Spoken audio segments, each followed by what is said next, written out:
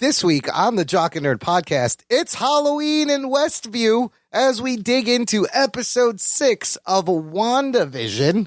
Geek Boner. We've got a new trailer for Zack Snyder's Justice League. Disney Plus adds millions of subscribers last month. Pedro Pascal gets hired for an exciting new gig as Gina Carano gets fired from her existing gig. All that and more in this edition of the Jock and Nerd Weekly for Monday, February 15th, 2021. This is Simon Rex, a.k.a. Dirt Nasty, baby. You know, I like to listen to the Jock and Nerd podcast when I'm driving to work. Wait a minute, I don't have a job. So I like to listen to it when I'm driving to your mama's house. Ha ha. You tired of boring podcast shows? These guys at Jock and the Nerd are the funniest, most entertaining nerds on earth. So check it out, baby dick. Check. Check one. All right. This is for all you fans out there. Let's give it up. Jock it, we nerd it. We funny, disturb it. We jock it, we nerd it. We spoiler alert. Oh yeah! Yeah, that's right. What's up, listener? Welcome to the Jock and Nerd podcast, where we always give you comic book and superhero TV and movie news, reviews, and whatever we choose. Jock and Nerd. My name is Imran. My name's Anthony. He's the Jock. He's the nerd. And joining us, the real villain of WandaVision. It's a recast Rug Boy. What's up, Rugs? Hey, I'm now being played by the fucking Count from Sesame Yeah, Street. Rugs, why do you sound the same, but you look like Gonzo, or the Count from Sesame Street? I was going to say you look like Gonzo. I would say I smoke a lot of crack and all my teeth fell out. That's what happens when you recast. You can't recast the Rug Boy. I don't care what Kevin Feige wants to do. Who would you cast me as if in real life? Like, who would play me in a movie? Oh, that dude from Three Locos, definitely. What's his name? What dude is that? The middle one. We have a soundbite from Andy him. Milonakis? Not Andy Milonakis. Riff Raff? Not Riff Raff. Simon Rex? Simon Rex. We have He would play Rug Boy? we have a cameo opening day. I would say like a young Steve Buscemi, you know? Oh, young Steve Buscemi. The first person I thought of was Danny DeVito, just because of the size. Oh my God! Oh, shit. That and the bald just put some hair on there. Yeah. Danny DeVito. That's pretty on brand. That's pretty fucking dead on right there. But the voice, he'd have to alter his voice a little. Yeah. Yeah, Yeah. Listen, send in your picks, listener. Who would you cast Rug Boy? Or someone would need to we would need to put Ralph Macchio through like a sausage casing machine. Oh God! And then have whatever came out could be Rug Boy. You saying Rug Boy looks like a squished face Ralph Macchio? Whatever came out of that. Okay. However that sausage is made. That's Rug Boy. That sausage doesn't age. It'll look 13 forever. What, do I have to wear a hairpiece like he does? Or? Of course you do. Of course. But no more teeth. You can only have 6. Yeah, 6 teeth is all you get. Send in your picks for recasted Rug Boy. All right, enough of this bullshit. We have a lot of geeky things to talk about. Let's do it. The Jock and Nerd Podcast.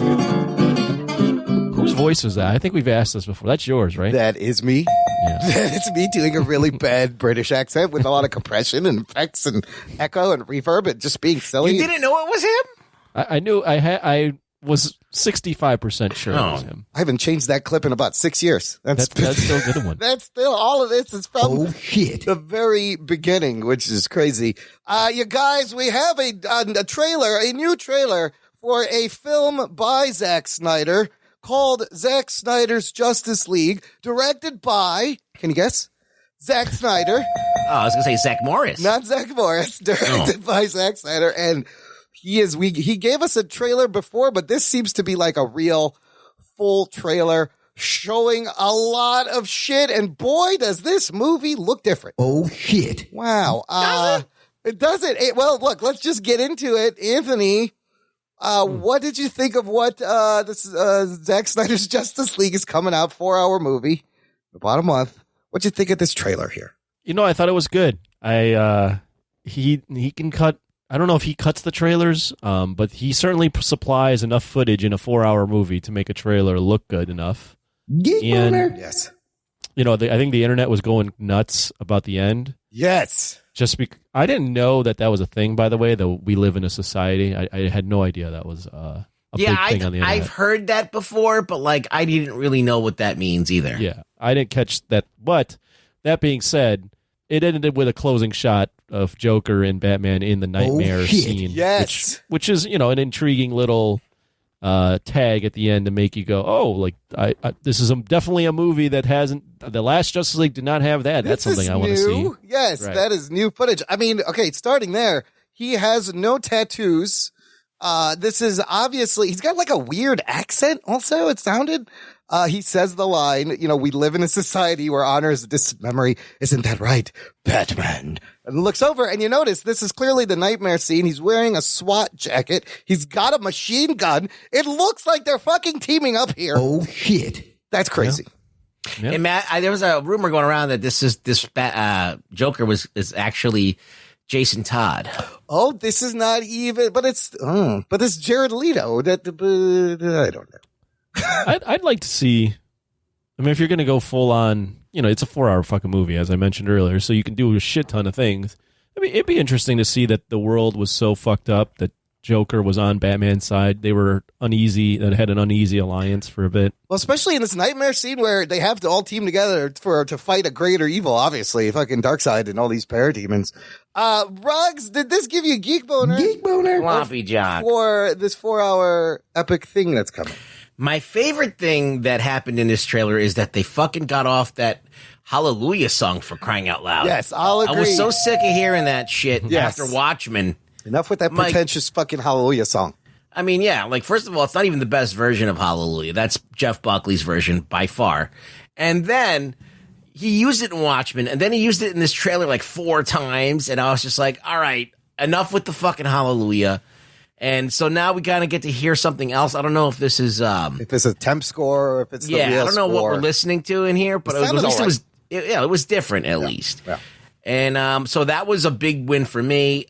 Yes, Steppenwolf looks more badass. Way He's bigger. better. Oh my God, he looks way better.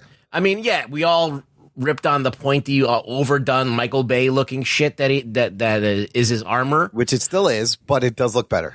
but it is more intimidating. At least it just seems more like oh shit, like this guy's a badass. We saw a bat tank. Yeah, Bat Tank was kind of dope to see that giant fucking tank. The movie's color grading looks better. Like, of course, Zack Snyder knows how to make the color grading work in his favor. There's only 3 colors, though, in this fucking trailer. It's black, white, and, like, orange, gold. Yeah, but it looks better than that weird reddish shit. Yeah, the sky's not red. It's back to being, like, normal sky. For what it's worth, if there was anyone was playing the drinking game, they'd be drunk already. Oh, drink? Well, you got to call me out on it. God damn it. What did he do? Rugs. What, he stopped? He interrupted me? Oh, like 7 times already, but keep going. What? I think that's it. I think I've lost my train of thought and won't be coming back anytime soon. Look, Henry Cavill's upper lip looks great. I'm happy with that. Oh, that's huge. It's a natural That was lip. one of the main things that made me hate that movie was like how bad the CG was on that mustache shit. Yes. And I was like, it's unforgivable. So are you ready for what this movie is? What the plot is? What is it? What can we make about what it is, then? We know what's it about. It's the same Well, yeah. fucking plot, right? It's just So yeah, the what's his name? Darkseid. And what's the fucking guy's name? Steppenwolf. Yeah. There we go. Steppenwolf takes over. They try to resurrect Superman. It goes badly because Superman, Lois gets killed. They go into the nightmare future Okay. where Superman is a bad guy. Right. And he's basically serving Darkseid. Right. And it's so bad that Flash has to figure out how to go back in time to talk to Batman, like we saw on BVS, to tell him that Lois Lane was the key. So then they replay that sequence, and he saves Lois Lane, and then they have a shot at beating Darkseid. And they all get together. So then the 4 hours will largely be like backstory of Cyborg and filling in these other things. I don't know what. I mean, we saw BVS, and that was a long movie and had tons of different things that didn't make any sense when you connected them all together. So, yeah, I mean, Zack Snyder at 4 hours. Good luck. Wow. But I think his resurrection is going to be different. So also all that Henry Cavill footage is from the original shooting. Henry Cavill did not do any reshoots. So that's all that black footage is from his original intention. And I mean, it's I know it's a trailer, but it already looks better than the fucking movie. And it's kind of, it sucks that we had to sit through that first cobbled movie because executives needed their bonus and they had to push it out on the date they needed to get it out. It's, you know, I just wish we could erase that from our memory and go into this. You want to know something? It's like, look, we've been softened up for years now. All right. So BVS came out and it fucking hit us in the balls. We were like, oh my God, this is fucking terrible. We can't deal with it. Then this fucking milquetoast Justice League comes out that Whedon did, you know, with like all the forced humor and the fucking kind of like, it's just milquetoast. There wasn't anything good. He had the weird lip. And so now we're like ready. We're accepting anything now at this point. We're like ready to accept the most ridiculous, stupid vision that Zack Snyder has. We've been softened up to the point where like, all right, just give us something that at least redeems this fucking milquetoast movie that we had. So if it doesn't, then fuck Zack Snyder forever. That's like the thing. fuck him forever. And a lot of people are already at that point. There's people that are like fuck Zack Snyder forever. I'm pretty much already there. I'm not because I liked his Dawn of the Dead movie and I like 300. And I mean his other movies suck, but like, you know, whatever. Like let's see what happens, you know. My only, well, I have many issues with Zack Snyder, but again, do we really need, like, Zack? Come on, bro. Do you need this movie need to be 4 hours? This is longer than Seven Samurai. I mean, come on, man. This guy, you give this guy any sort of leash, and he fucking takes all of it. Didn't he have like a 5-movie plan or a 4-movie plan to begin with? No, it was supposed to be 2 different movies, but they weren't filming both movies at the same time when this movie started filming. So for him to come out with a 4-hour cut, I don't know. I just feel like it's just Zack being Zack and just being so full of himself that he just can throw a 4-hour movie out there. Not to just defend assholes all the time, but like I feel like it's in me, so I have to do it. But like I don't think he would go this route if it was going into theaters only. I think this is just a product of the fact that he's doing it on a streaming service where people can pause it and fucking go back to it later.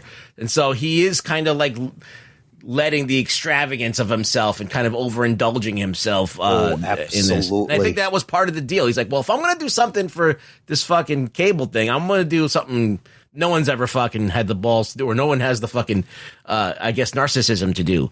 So that's what he's doing. Do we trust him with 4 hours? No. Listen, what are we going to talk about, Anthony? We're going to have shitloads of things to talk about. We will have a lot. Oh my God. 4 hours of Zack. He fired the dude that usually is like, can you trim this by 20 minutes? No, that dude's out. You're fired. We don't need you. You can't tell me to cut everything. In fact, he said that if the movie plays in theaters, it will have a 10-minute intermission. But I don't know if this thing's ever going to make it to the theater. I don't think I can. I can't hold my piss 4 hours like that. Well, you only have to do it for 2 hours, and then there's a 10-minute intermission. Right. And then, come back. I love seeing Darkseid, Desaad, and fucking Granny Goodness. Oh, shit, man. And did you see that in the background? Yeah, I did. Wait, and is that on Apocalypse? Are we going to be on Apocalypse? Darkseid looks good. I love the line from Alfred where he's like, if you can't bring down the charging bull, don't wave the red cape at it. Why is this trailer in 4:3 is a good question Mike Tchaikovsky brought up on the Facebook group. And I was like, no, why? Why isn't it? I thought he was shooting this. Why is it not widescreen? Isn't this the way that they shoot IMAX? Yeah, it's the IMAX. Oh, IMAX is square. Yeah, but we're watching IMAX shrunk down on a TV screen. On a small TV screen. So now I have to fire up my old CRT to watch this properly. And then we also know Martian Manhunter is going to be in this movie. Oh, shit. And Boss Logic put out a tweet saying he is working with them to make posters, which is that's fucking awesome, right? Great for Boss Logic. But in this one poster, you see Martian Manhunter and you see fucking Green Lantern. Oh, shit. In the background, completing, how many people is that? That's like the full 7. That's even more than 7. I think that's 8 if you add one more. Yeah, just one more. The promos for uniting the 7 don't make much sense anymore. Unite the 8. This is, of course, coming out March 18th on HBO Max, the same weekend as Falcon and Winter Soldier premiere. There's going to be lots of stuff to watch that weekend.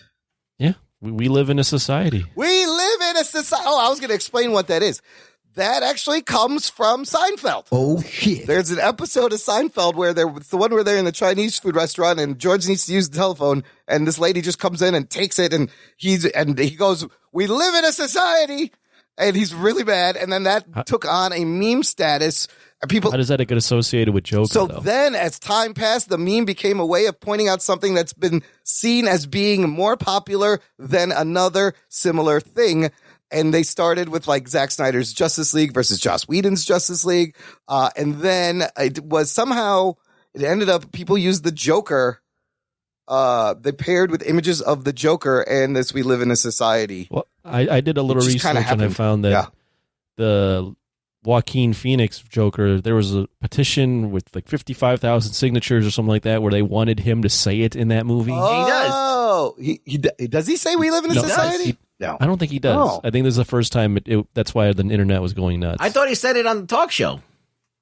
We live in a society where people who are mentally ill get stepped on. Did he say it in the talk show? I don't know remember. If he says it. I don't know. Let me look it up. Hold on. I thought I'm with you, Anthony. I thought this was a big deal because Joker finally said it. And then Jared Leto tweeted it. We live in a society with the trailer. It's hard to tell, but do you think this Joker is going to be any better? Can he redeem his Joker? Worst Joker ever? I have a better question. Yes. What was a worse casting? Him as Joker or Jesse Eisenberg as Lex Luthor? Fuck, that's a good question. Oh, shit. Shit. I don't know because Eisenberg also just rubs me the wrong way. Maybe he doesn't say we live in a society, but we live in a world. He the says. bell has been rung. I feel like Leto was a little too unhinged. Like the damaged across the forehead and all that. Like that was a little too much. Yeah. But I think Leto could put in a good Joker. Yes.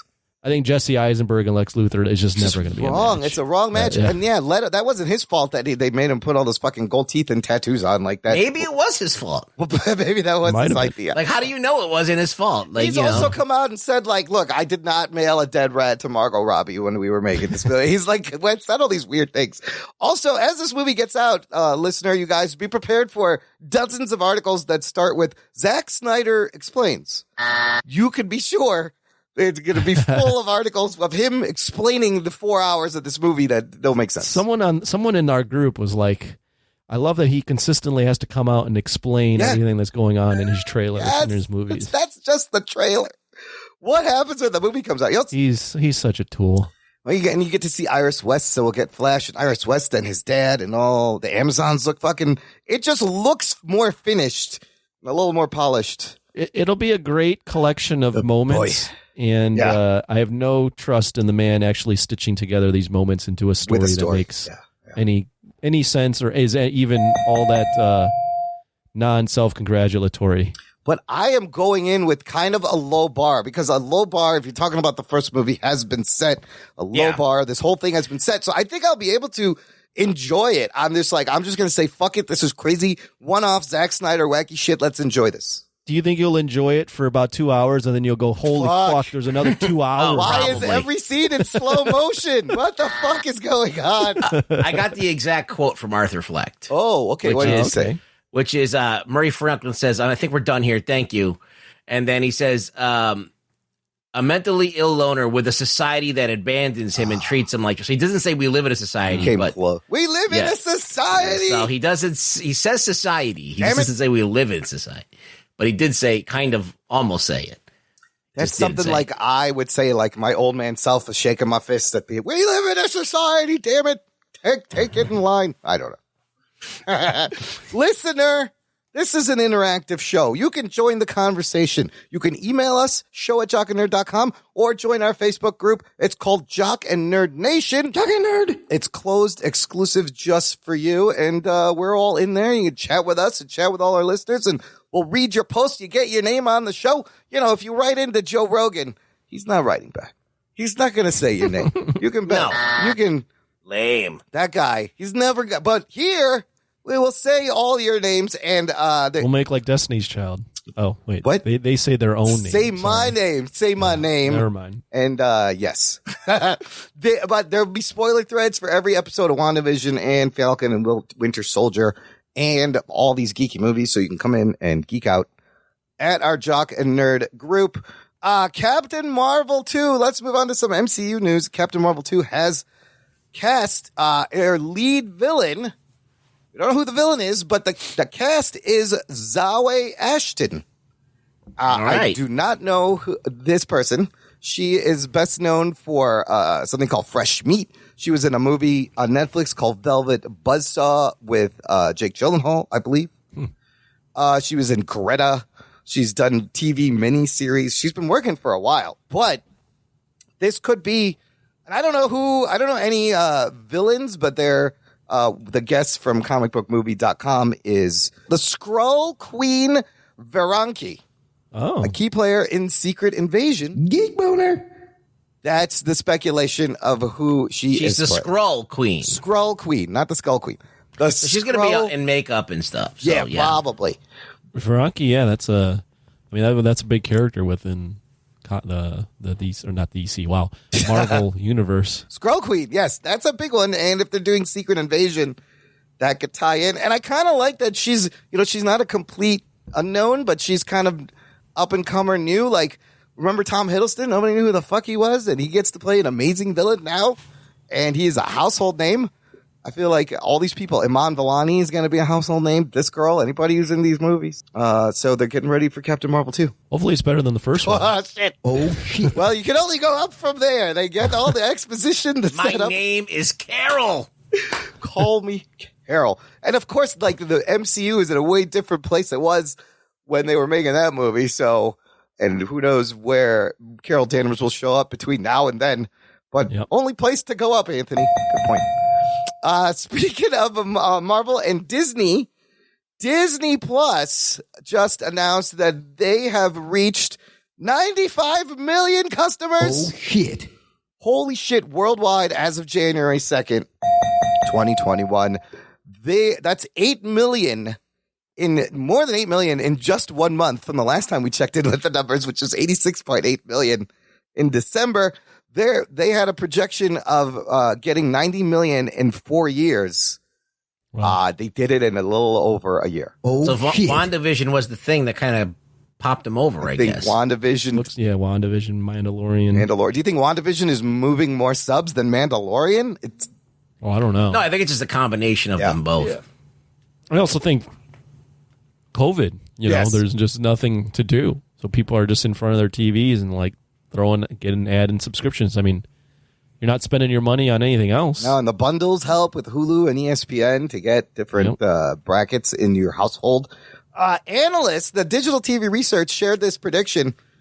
They're saying that Disney Plus will exceed Netflix subscribers by 2026. Oh, shit. Right? It projects the number of subscribers to Disney Plus will reach 294 million in 2026, exceeding the 286 million that it estimates Netflix will reach then. So very quickly, we may see Disney catch up and pass Netflix. That's fucking crazy. Yeah, we'll see. I mean, it's a projection, Yes. so we'll have to see At how the this next. rate. There's a lot can change in 5 years. Sure, if you're counting this pace, I mean, over 8 million in a month is that sustainable? That's not going to happen every fucking year, obviously, every month. That also says this article that Disney Plus will have more subscribers than Netflix in one country, India. 98 million Disney Plus, and that's where your Hotstar comes in, versus there's only 13 million on Netflix. And there's tons of Indian fucking Bollywood shit on Netflix. You know who else is big in India? Who is that? David Hasselhoff? No? Us. Oh, we are also big in India. Hello, India. If you're listening on Ghana, the podcast platform, apparently there's a lot of people listening to us there. Out in New Delhi. Really? New Delhi, yes, there. Oh yes, yeah, it's big. there is it's a podcast network called Ghana, Gaana, which means in Urdu it just means song. Ghana means song, but it's a legit website. I checked it out. There's podcasts. You know what I think happened, because in Apple Podcasts, if you are an explicit rated show, you are banned. You're blocked from India. Oh, shit. Yes. If your podcast is marked explicit, you can't get in India. So I think the Indian people love American stuff, and they found a way to find uncensored, more explicit things that are blocked in Apple on this You want to guy. hear the word dick every once in a while. Want to hear dick and shit and fuck? This is where you come, India. India, we have all the swear words for you. My people. Pakistan, try to catch up. I'm a little disappointed in our Pakistani listenership. So let's see if it, so Disney Plus, dude, they're ruling the world, but at the same time, they've also reported a $2.6 billion loss in their theme park revenue. Oh, shit. So is it a wash? Is it balancing out? I don't think they're making money with the Disney Plus, but you're also spending a lot of money with the Disney Plus. Yeah, no, I mean it's they're probably not overall happy. That's why with the company as far as money, but they wanted to make a huge shift towards digital. So I think overall with that, I think they're happy that the digital side is booming for them. But there's no way. I mean, the theme park, it's impossible. Hey, that's huge. That's huge. There's nothing that they can really do. Yeah. They're at the mercy of public health. But we heard some things that I think Fauci got on the thing saying it's looking good. What's that? That the vaccination stuff is starting to affect the amount of people infected and hospitalizations that were major. So I think that hopefully maybe they can get back in. Hopefully this summer. Well, can I tell you something about these vaccines here? I got a little experience. My mom, she's in her 70s. We signed her up with the Cook County. Everything went through. They're like, we're in phase B and your mom's eligible. Here's her number. Here's a bunch of places to schedule your vaccine. And it gets you with a page. And currently it is like trying to buy tickets on Ticketmaster for a fucking Pearl Jam concert.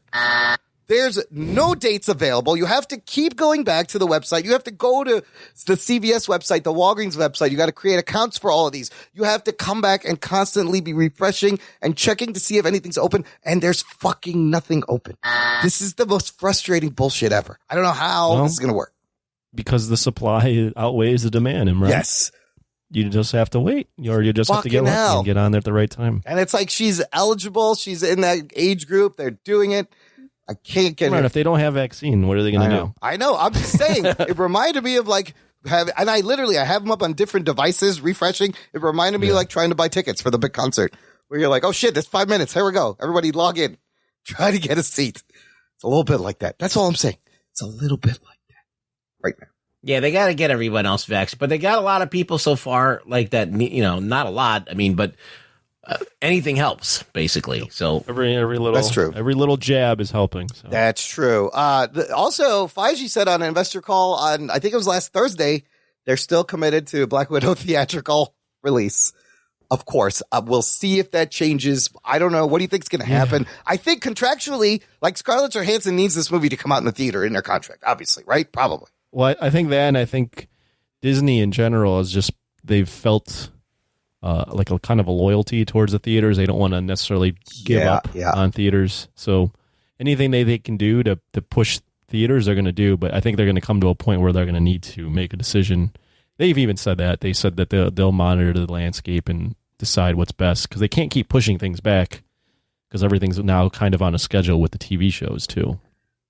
Why don't they just keep the theatrical release and then add the Disney Plus Premier Access? The theaters aren't going to like that, but they agreed to that for Mulan, and then they're doing the same thing with this Raya, the Last Dragon, which looks kind of dope. Actually, I watched that trailer. It looks kind of cool. So that is going to be a Premier Access. We'll see. It's getting closer.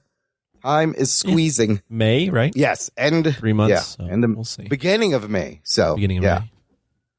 We'll see. Here's some more casting, some more hirings. Everyone's favorite Mandalorian, Pedro Pascal, will be playing the lead Joel in the HBO Last of Us video game adaptation. Oh, is he wearing a mask in this? No, that's probably why he took this role. He's like, fuck that show. I don't want to be wearing this fucking helmet all day. That's pretty good. And playing the role of Ellie, the girl in Last of Us, Bella Ramsey from Game of Thrones, little Lyanna Mormont. She was Lyanna Mormont. Wow. She's a fucking badass. Remember her? Oh, Yeah, shit. she was a little firecracker in there. In the last season, she's the one who's like, Jon Snow should be king of the North. And she's like, I'm like behind both him, those. right? I like both those castings for sure. Solid. I think they'll be. Are we going to get a really good video game adaptation here? Well, TV show. Have we had a good TV show video game? You know, the movies have been not good. Yeah, I guess TV show might be the way to do it. TV would make more sense. I'm trying to think. I mean, this game is the one to do. Yeah. It's got the best narrative. Yeah. But I mean, it's a little bit like stuff we've seen in Walking Dead. Yeah, that's the only thing. So I feel like, all right. I mean, whatever. I mean, like, I'm up for it if it's good. You got clickers and bloaters and, the same kind of undead, but there's a virus. Well, it's more like a sci-fi. Yeah. Not really zombies, but like mutants and shit. Yeah, and it is. Sci-fi, and then also Horror. the horror and the like the way the people act. I guess in that way it's kind of like Walking Dead, how brutal the people are. Yeah. I mean, that game is that first game. That I only played the first one. Is so fun. Yeah, I'm waiting to see how this all turns out. I think like The Witcher is like a video game TV show. Oh yeah, that one was. And I really liked it. I know it was all right. It was a little confusing, a little much, but there was boobies in it. It just took a long time to, just like WandaVision. It took like 2 or 3 episodes to kind of be like, okay, this is what's going on here. This is HBO, HBO money, HBO production, standards, level of quality. So I have faith in it, and like you said, it's a fucking amazing cinematic journey and great cast. Pedro Pascal just having a fucking great year when everything else is shit for everybody else. This man is everywhere. Listener, if you want to put us on your chest and face, visit our shop, our TeePublic shop, jockandnerd.com/shop. Jock and Nerd. You can buy a t-shirt, a mask, stickers, a notebook, a laptop case. There's tumblers, mugs with our old logo, with our new logo. Still no condoms, but we're working on no it. No condoms yet. There's an issue. Which face would you want on the head of the condom? Well, Imran's. Okay. Yeah. I win. You wouldn't be able to see the face. It's still Not just funny. blend right in. Yeah, it would be all white. The condom would have to be dark colored so that you could see me. You can't have a flesh colored see-through condom. And then you throw it on, and you'd be like, did I already ejaculate? You know what? I already look like the condom already looks like me. You don't really have to do much. You throw it on, you're like, is this thing full already? What's going on? Once you fill it, then it looks exactly like me. I look like a full condom. That's what I said, listener. You heard it right. If you want to have a full condom on your face, visit jockandnerd.com/shop. I don't know what that means. All right, we got some hirings. We got to talk about the big hiring in terms of Pedro Pascal and Bella Ramsey got hired. We have some firings. There's a big firing this week. I'm just going to read this from Deadline. It says, in the wake of Gina Carano's controversial social media post, Lucasfilm has released a statement Wednesday night with a spokesperson saying Gina Carano is not currently employed by Lucasfilm and there are no plans for her to be in the future. Nevertheless, her social media posts denigrating people based on their cultural and religious identities are abhorrent and unacceptable. After that, I believe her representation dropped her and a lot of other things dropped her, and they're not making the toy, the figure that was supposed to come out that looks like Cara Dune. That's also canceled. And this statement and this article by Deadline makes it seem like this one tweet, they just fired her for this one tweet when there's been a history of this. Gina Carano has been a PR nightmare for Disney ever since the summer. And I'm kind of surprised that, they didn't do this earlier. Let's not forget, a couple years ago where they fired James Gunn for 10-year-old tweets. And there was no discussion. This is way different. And that was dumb, and he got rehired. But there was no discussion. Do you guys know the timeline of things really with her and how it's ended up here? I don't know the exact timeline. But I follow Gina Carano on Twitter. Yeah. When I've heard that she was going to be on the show, actually even before that, when she was like starting in Deadpool and stuff, I started following her. That's right. So, because I figured she'd land in one of these Marvel things, right? Yeah. Or DC or whatever. So I follow her on Twitter. And I could tell that things were kind of going off the rails here and there when she was kind of like, she got this role as Cara Dune. And then there was this huge upswell of like people like loving her. Yeah. And you could tell that the minute that she wasn't like what they wanted her to be, they started to turn on her. And then all of a sudden, she started digging her heels and start fighting back these people. And then her posts got more and more egregious. Yeah, yeah. And finally, I think their whole thing was to see how they could basically get her to post something dumb enough to get fired, and they did. Yeah, they were just looking for a reason. So the story, from what I understand, real quick, she, during the pandemic, she had tweeted some anti-mask things. Disney was like, "Hey, you got to knock this off." Then she tweets anti-vaccination things. Disney's like, "Okay, look, we told you once, you got to knock this off." Then she has a whole thing with transgendered people where she might have been making fun of them. She was like, my pronouns are beep boop bop Right. or something. And then she was like, that. no, that I meant R2D2. But then she was like, no, I meant transgender people. Then Disney was like, look, we don't need this kind of heat. You got to knock this shit off. They didn't fire her. And I believe she said, I'm going to promise to be better, to not do this. And then she fucking does it again. Where the last tweet is she's comparing the persecution of conservatives to the persecution of Jews from the Nazis in World War II, which was a genocide slaughter. I don't think it was the persecution. I think that's also been twisted. Yeah. I think that she's like, well, this is how crazy shit happens is they get you to hate your neighbor. Right. And, they get you to just start hating your neighbor. And then all of a sudden stuff like the Holocaust could happen when basically no matter what you do, people hate you. And so I think that was what she was trying to say. But, she's an idiot. So yes. she made a dumb like analogy that didn't work. It's a little offensive. And yes. you have to like be able to see through the area, the nuance of what she was trying to say to get it. And you can paint it any way you want. And it works as, a way to kind of be like, oh, we could totally conflate this as being anti-Semitic. And it worked. They just need a reason. But they gave her 3 chances, right? Yeah, she absolutely deserves to be. She's a PR nightmare. She does not need to be doing this if she wants to keep her job on a show like a Disney show. She shouldn't be expressing controversial bullshit that's going to kind of fall back on her. All right, that's just dumb. Like, she's an idiot. She should totally, just like the president of the United States shouldn't be tweeting stupid shit like all the time. Like it's just you have a certain job that requires your public image, and you can't just post whatever you want or post things that are inciting people to get like offended or giving people ammo against you. You don't want to do that. You can post whatever you want, but then they can also they're free to fire your ass. Absolutely, that's a consequence. Absolutely, yeah. I mean, there's I've heard this argument about freedom of speech is dying. Come on, she's not getting sued for this legally. She's not going to jail for this. She lost her job.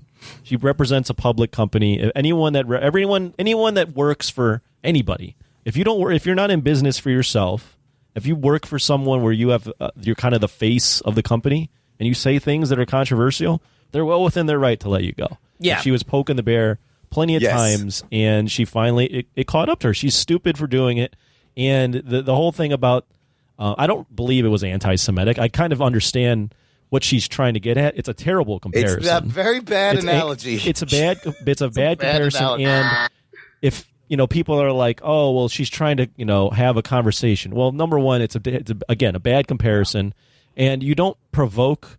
You don't try to start up a conversation by posting a meme on Instagram or wherever the hell it was, Snapchat. That's not the way to post a conversation. That's just trolling. So at that point, if you want to troll the mob, you get what you get. Yeah, it was on TikTok. She did this shit up. In the grand scheme of things, like I've seen, like I know shit posters, like in the Trump age, like Trump shit posters who sit there and just post the most egregious, fucking ridiculous shit. And then if I compare what she's done to what they've done, it's like it's night and day. But yeah, when you're in this public spotlight and you're supposed to be working for a company like Disney that wants people to just spend their money and like fucking, and they want to please this a mass market and get everyone kind of on board and, get subscriptions and stuff. This is fucking the worst thing you can do. Like is to fucking put a target on your back, and just keep doubling down on your own stupidity. But I mean, this is a thing that I think about. And, this has nothing to do with Gina Carano because I feel like she got her desserts. She got what she deserved. She's an idiot. But I do think there's a bunch of people First of all, the things that she's talking about are not against the law. She like being against masks, that's not against the law. Being against vaccines, not against the law. Feeling persecuted, that's not against the law. She's doing nothing like against the law. She's just a stupid person. But there are people who promote gun violence, people who promote drugs that are against the law, people who promote misogyny and just violence against people in general.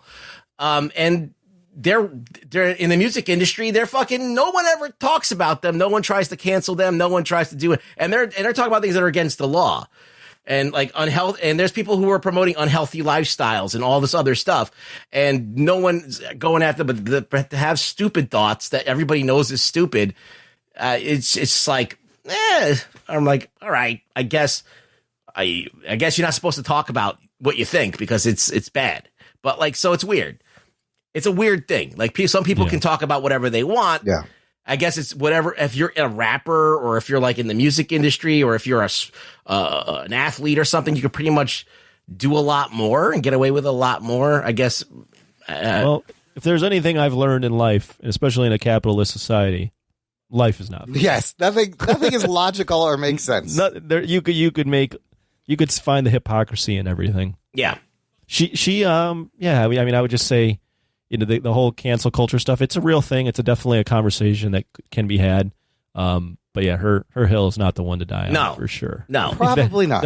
She's not the one you need to defend. And she's probably, judging by the fact that the way she posts, her intellect isn't there to even be worth having the conversation. She punches people for a living. She's not. Well, let's talk about that. Let's talk about her actual contributions to The Mandalorian. Cara Dune, pretty good character. She was okay. She's obviously, the range isn't there. I feel like she thinks she's like a bigger actor than maybe she is. I would be okay.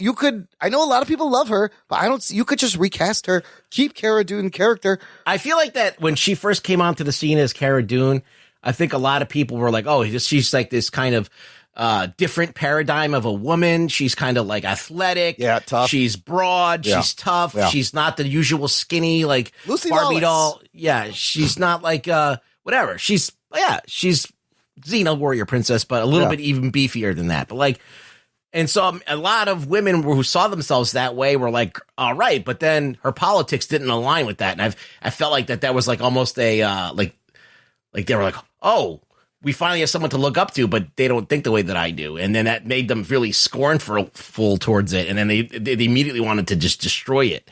So that's how I feel. Yeah, I feel like that soon as that thing came on where like she kind of like started to show that she was a little conservative. Yeah. And all of these people were like, oh, we don't want her as a thing anymore. And they just started going for her. Yeah. So, I mean, this is the thing. She wasn't just provoking people. People were on her. If you ever read her stuff, people were on her all the time. Yeah. All the time. And it was like Fire Gina Carano was like trending for like, months. Well, now there's a rehire Gina Carano petition. Both things on Twitter are trending. She I haven't followed her on Twitter, but I've known about her for years, right? Because I follow MMA, and she was always like very sweet, very like down to earth. Really? Yeah, really, it's very. I follow some other guys that like writers that are in MMA, and they're like within the past maybe like year, maybe less than a year, she's kind of like radicalized her whole social image, her brand there. Yeah, her brand is really taking a turn. I feel like there's two things that could happen. And I was watching some with Brian Callen. He was being interviewed. That guy who got Me Too'd by some girl like 20 years in his past. And he's like, he came out swinging. Like he was like, no, I'm not going to hide. I'm not going to go away. I'm going to go after it. And I don't know if that's the approach that you're supposed to take when somebody accuses you of something, but I feel like some people get a little bit of like, pushback, and then they come out swinging so hard that they all of a sudden they've dug their heels in and put themselves in a stupid position. Right. And then all of a sudden now they're in this. All of a sudden they've been radicalized. All of a sudden and it's this polarizing society that does that. Like it's crazy. When you don't have nuance, you don't have a common ground, you don't have the ability to kind of see like what's going on, people just tend to polarize. They just automatically, they see opposition and they go, we need support. I need someone to support me. Like whoever can support me. And if it's the most evil people that want to support me, as long as I get someone at my back, and that's how it is. And so, This is just, you could see on what happened with her where Ben Shapiro came to her rescue. I was going to say, she'll be fine because she is making a movie with Ben Shapiro and the Daily Wire. I didn't know they made movies, first of all. The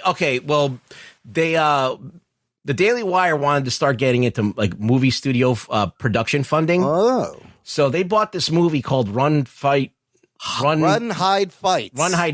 It was like an action movie about. It was very controversial. I've heard about this. Yes, it was about a school shooting. Okay, about a bunch of kids that were live streaming a school shooting, and this girl basically takes them on because she has got training because she goes hunting with her dad, and so she knows how to use guns and stuff, and she fights them off. And Thomas Jane's in it. It's not like it's a real movie. Yeah. And from what I've heard, it's not like the worst movie ever made either. So when it was having trouble getting funded, they kicked up the money. And of course, no one saw it because as soon as Ben Shapiro gets behind something, like all of Hollywood's going to be like, give it the finger. Yeah. They're going to be like, fuck this thing. So is it the best thing for Gina Carano to be in involved with someone who bought a film and then no one even reviewed it? Like no one even like fucking, even if the movie was like was decent, like no one would even know that it exists. So I think that this was good because more people know about Run, Hide, Fight now that Gina Carano had this press release than when it actually came out. We'll see. I don't know if landing with Ben Shapiro is actually landing on your feet. We'll see. It's landing somewhere. Well, the good news is that they did produce a movie, all right, and the movie wasn't terrible. So from what I hear, people who have seen it, even that they made a movie. So I mean, she could probably make. What's she going to make? I have no idea. Was it going to be? When I first heard this and I didn't know about Run, Hide, Fight, I was thinking it was going to be like a documentary about being fucking persecuted, whatever the fuck that is. But like, so it's an actual movie she's going to make. Yeah. Maybe it could be like, she makes her own whatever movie she wants to make. Well, what's going to your point about her in Star Wars? Yeah. I mean, I've never thought she's not a good actress. Yeah. She's gotten better. Yes. She was really bad in like the Fast and Furious stuff. So she's gotten less wooden, but she only can play like she's one note. Yes. 3 roles. Yeah. Or one role being just her, a hot badass big girl. So, we'll see. I mean, maybe she'll improve, but it's not exactly a loss to the series. I agree. I don't think they should recast her. I'm like the most casual Star Wars fan ever. I don't even know what her role was in the Star Wars thing anyway, so it doesn't matter. So that Rangers of the New Republic may have been her. I think she was going to be given a spinoff show, and then in December when the third strike, they took that off the table. She may have been in that Rangers of the New Republic. But you know what? This just opens up more room for Bill Burr to have his own Star Wars show. But you know what? It would have been dumb for them to build a show around her as the lead anyway. Yes, I don't know why they were doing that. She doesn't have enough to carry a show. It's not like herself. Ahsoka Tano. Like, does anybody? Same thing with me. If you wrote her off, whatever. If you recast her, it wouldn't bother me. But I think they'll be fine moving on, and she's fine. Yeah, you with could her do brand. either. You could recast her. I think you could recast. Why not? Yeah, sure. But if you want to just write her off and pretend that she never existed, that's fine. It's clear. It's clear. I'll say it's clear that Disney and her, this was going to blow up at any point. They're not a match. Yeah. They don't need to work together. That's fine. And Disney doesn't owe her anything. It's not it's not a cancellation of her speech. She's not getting her head cut off like she would be in Saudi Arabia. Right. So everyone can relax. Everyone got what they wanted. In a way, she got what she wanted, right? Yeah. She kept poking the bear, and it happened. Yeah, if she really wanted to keep her job, she would have just fucking shut the fuck up. Yeah. If she even said afterwards, I feel more free than ever. My voice is unchained or whatever. Like that. She didn't want to be there. She probably didn't want to be there. At least they learned from the James Gunn thing. We're like, hey, this time let's fucking give her some chances and just outright fire her. Can I just ask a question here? Yes. Well, she had fans before she went on and did this whole actress thing. Correct. Yep. She was big in MMA. And she probably prefers those fans. She probably prefers the fans that... To Star Wars fans? Yeah. Yeah. The MMA brand is actually, I would say, leans much more conservative, the fan base. Oh, interesting. Okay. She probably prefers and a lot of people those she fans. hangs around in MMA are very conservative. They're probably more like her. They probably understand her more. Right. And, maybe that's where she feels She comfortable. probably thinks this Hollywood is all this fake Hollywood bullshit around her anyways, and she wants to just be herself now. And Well, she's had a journey. She was literally the first like famous female in MMA. And she was good, but it's also because she was hot. And then she lost to Cyborg, who's this like big badass girl, and she just decided, you know what? I'm hot. I think I can act. I'd rather act than get punched in the face. And now she's probably like, yeah, I don't really like playing with the big boys anymore and acting. I want to do my own thing. So she's had an interesting journey. She was before Ronda Rousey. She was big. She opened the door for her, I think. Yeah, she opened the door. Okay. She opened. Okay. She was like the real. Everyone talks about Ronda Rousey, but she was the one that made women's MMA a thing. I just liked having that tough female character there, especially like that episode where you had the two Mandalorians and Ming-Na Wen and her, and it was a badass girl fucking fight group. Maybe keep Cara Dune around and just put somebody else in the face. Get a new face. I don't know. Yeah. But crazy news. Good stuff. All right, let's take a quick break here. We're going to play some promos and jump back into the weirdness of Westview, New Jersey right after this. After these messages, we'll be right back. Hey, Peter here from How Do I Jump? We are an independent news, media, and entertainment outlet dedicated to bringing you all that's hot and fresh in the video game world, with a definite focus on indie games. Our podcast, The Weekly Jump, rounds up all those gaming headlines and stories into a fun and entertaining hour for your informative enjoyment. Find us on Spreaker, Apple and Google Podcasts, Spotify, and more. For ad-free podcasts and bonus content, head to patreon.com/howdoijump. To learn more, visit howdoijump.com.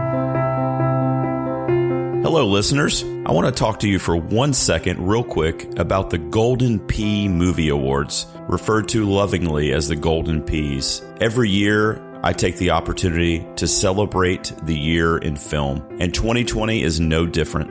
Please head over to 2peasonapod.com/golden peas and find all of the nominees as well as links to a ballot that you can use to vote. Voting is open from January 29th until March 1st of 2021. We feature all of the main categories that you will find at shows like the Golden Globes and the Oscars, but we poll the film and Twitter and podcast community to get those nominees. And as you know, they are chosen by you. So please cast a ballot. Head over. Once again, it's 2peasonapod.com/golden peas. We love movies and we love celebrating movies, and we hope you come to the party this year.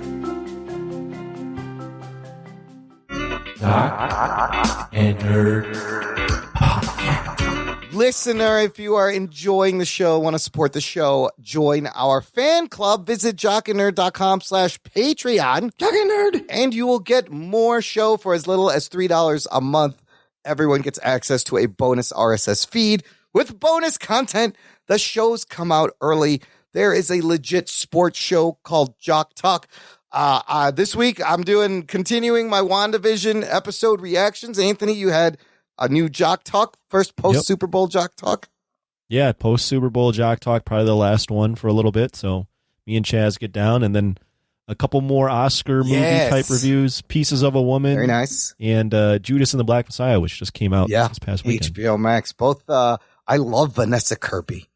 She's very good. She's good in like action movies. Like she was in the Hobbs and Shaw, and I've seen her in I think the what is those Mission Impossible. She was in the Mission Impossible. Oh yeah, I think so. I was like, that seems like too much of a depressing of a movie to watch. It does seem a Very little depressing. Does seem a little depressing, but I always thought Very depressing. Vanessa Kirby was badass, and I was like, oh shit, she's in this.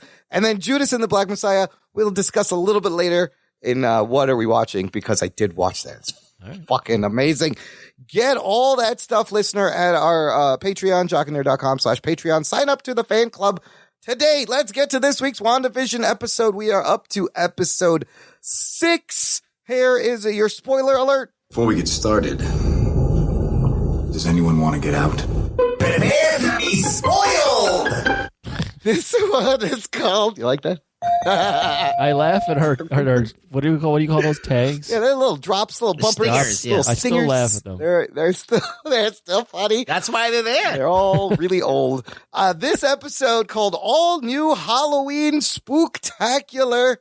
We are back with another decade of sitcoms The plot, the title says it all. It's Halloween. Pietro is a cast member. The twins get powers. Vision gets out of the bubble. We get more reveals and way more fucking questions. Let's start with the sitcom influence. They are cutting back and forth between outside the bubble, inside the bubble. Anthony, we've finally gotten to the 2000s with this sitcom influence. Did you recognize this off the bat? I was a little confused. I thought we were going to do the 90s. Maybe the last episode, because it was like a lot of Full House. Full House was 80s, 90s. Kind of. And there aren't really, you can't do like a Friends or a Seinfeld. That you need a family show. Well, it has to be an ABC show, too, isn't it? Does it? Have they only picked ABC shows? That's a good question. I don't know. I don't know. Was Malcolm in the Middle was Fox? That was a wasn't it? Fox show, yeah. But they own Fox now. Oh, was it? Yeah. Oh, they own Fox. Yeah, right. so Malcolm in the Middle is this week's sitcom influence. Yeah, I knew that this was the 2000s just because of the single camera. Yeah. I was a little disappointed, but, they do a good job spoofing Malcolm in the Middle. Oh, my God. The opening credits, dead on with the DV cam, the theme song, and then they do the cutaway gags, the breaking the fourth wall, just like Frankie Muniz did.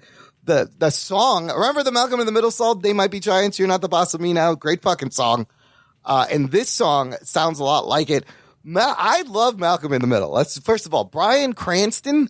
Who would have thought watching that? Bryan Cranston is so funny that this guy would be this dope dramatic. They'd be fucking Heisenberg and just be amazing. He is hilarious. Jane Kaczmarek is the mom. Frankie Muniz. It's a great show. Did you guys watch that show like all the time? No? You didn't watch the Malcolm in the Middle, Rugs? No. I was not a Malcolm in the Middle guy either. I was in my 20s when it was on. It ran 2000 to 2006. If there wasn't a Hot Girls, I wouldn't watch it. Great show. Maybe not a fun fact, but did you know that Frankie Muniz is he doesn't remember doing a ton of Malcolm in the Middle? He has brain injury, and then he doesn't remember being on the show, which kind of ties in even more to Vision and what's going on the show. Ooh, that's dark. Right? Where nobody remembers what the fuck is going on. But the lyrics, you have words like don't try and fight the chaos. Don't question what you've done. But if it's all an illusion, sit back, enjoy the show. Let's keep it going. Instead of you're not the boss of me now. I can't believe you watched Malcolm in the Middle. I fucking love Malcolm in the Middle. It was so fucking funny. And it was breaking the fourth wall was a very new thing.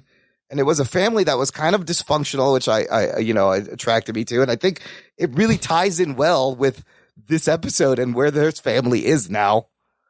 It's great. I love Malcolm in the Middle.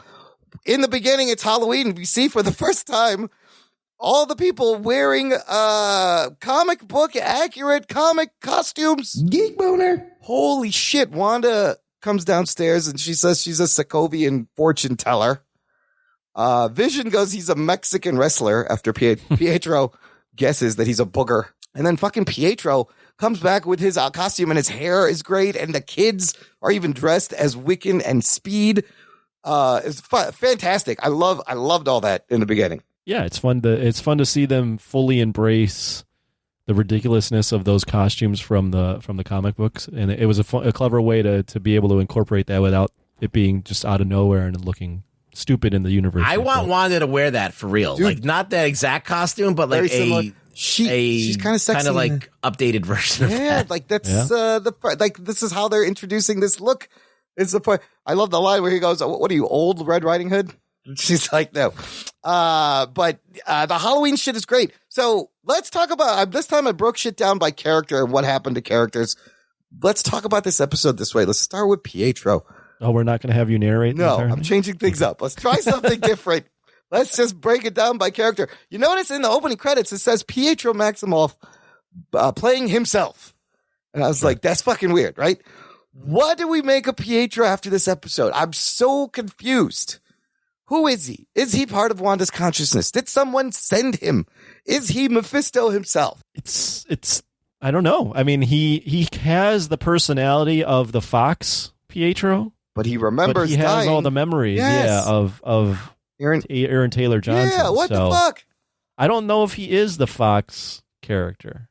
But his memories aren't exactly there. It's like somebody told him bits and he doesn't know the details somewhat. Yeah, it's still a mystery. Right? Well, it's just weird. You have to kind of equate these things that are happening. She's created people like her kids. Right. All right, out of nothing. Right. And are they real or are they just a figment? We don't know that yet. Yeah. So we don't know if he is a figment or real yet. So at this point in time, I'm just going, okay, this is just an invention of her, of this fake world. She's making a fake world. She's changing it, changing the times, changing the look of everything. And she's puppeteering things and whatever. So this is all her. She sees him as a corpse. Is she puppeteering his dead body like the Vision? No, her view of it, I think that's just her view of it. It's her subconscious freaking out. Yes, I think that it's kind of her subconscious coming out and kind of letting her know that she's not in a reality. This reality is but she seems to know, and she leaves the barrier to go and rescue Vision or whatever. Or when she came out of the thing with the drone, that it's all fake. You know, she knows it's fake. So it's like, it's kind of a weird thing. She's to see like how these inventions of her mind and how far they go. I don't really know if they're at this point real or other people. I don't know. He says and does a lot of interesting things. First of all, he's dropping a lot of devil references. He goes, unleash hell, demon spawn, and which the kids were in the comics, the one version, they were demon spawn. He goes, isn't Westview charming as hell? So I don't know if they're doing this on purpose. I love when Wanda's testing. Of course they're doing it on purpose. Right, as to try to throw you off.